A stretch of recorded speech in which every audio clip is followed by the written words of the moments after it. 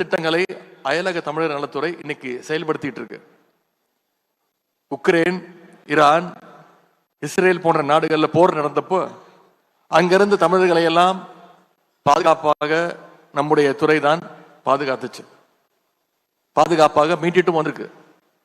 அது மட்டும் இல்ல, வெளிநாடுகளில் வேலை செய்கின்ற தமிழர்களுக்கு ஏதாவது ஒரு பிரச்சனைனா, சிக்கல்னா அதற்கு தீர்வு காண எல்லா உதவிகளையும் இந்த துறை உடனடியாக செய்து கொடுத்திருக்கு. தொழில் முதலீடுகளை ஈர்ப்பதற்காக நம்முடைய மாண்பு முதலமைச்சர் அவர்கள் எந்த வெளிநாடுகளுக்கு போகும்போதும் அங்க இருக்கக்கூடிய அயலக தமிழர்கள் உங்களை எல்லாம் தொடர்ந்து சந்திச்சுட்டு வராங்க. அப்படி சந்திக்கும் பொழுது நம்முடைய முதலமைச்சர் அவர்கள் உங்களுக்கு ஒரு வேண்டுகோள் வைக்கிறாங்க, ஒரு கோரிக்கை முன்வைக்கிறாங்க. வெளிநாடுகளில் பல உயரங்களை அடைஞ்சிருக்கக்கூடிய தமிழர்கள் நீங்க தமிழ்நாட்டில் தொழில் தொடங்குகின்ற வகையில் முதலீடு செய்யணும், அந்த முயற்சியை நீங்க மேற்கொள்ளணும்னு இந்த வேண்டுகோளை நம்முடைய முதலமைச்சர் அவர்கள் தொடர்ந்து உங்களிடத்தில் வைக்கிறார். இன்னைக்கு முதலமைச்சர் வச்ச வேண்டுகோளின் தொடர்ச்சியாக, உங்களுடைய முயற்சியின் தொடர்ச்சியாக இன்னைக்கு இந்தியாவிலேயே நம்பர் 1 பொருளாதார வளர்ச்சி அடைஞ்ச மாநிலமாக நம்முடைய தமிழ்நாடு உயர்ந்திருக்கு. அந்த சாதனையில் உங்களுடைய பங்கு மிகப்பெரிய பங்கு. நாம் அனைவரும் சேர்ந்து இந்த வளர்ச்சியை அடுத்த கட்டத்துக்கு நாம எடுத்துட்டு போனோம்.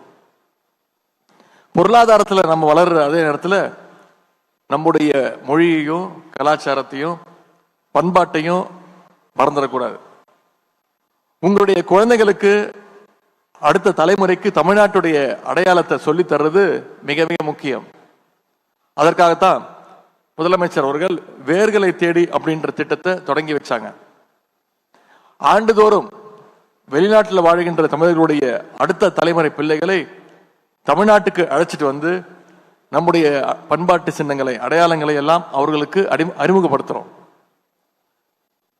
நம்ம ஊரில் இருக்கக்கூடிய பண்பாட்டு சின்னங்கள், வரலாற்று சிறப்புமிக்க இடங்களை எல்லாம் அவர்கள் நேரடியாக பார்க்கும் பொழுது அவர்களுக்கு ஒரு புரிதல் ஏற்படும், ஒரு பரவசம் ஏற்படும்.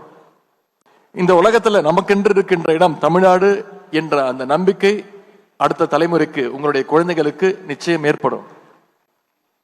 இப்ப நம்முடைய அரசின் சார்பாக உங்க கனவை சொல்லுங்கன்னு ஒரு திட்டத்தை நம்முடைய முதலமைச்சர் அவர்கள் அறிமுகப்படுத்தி இருக்கிறார்.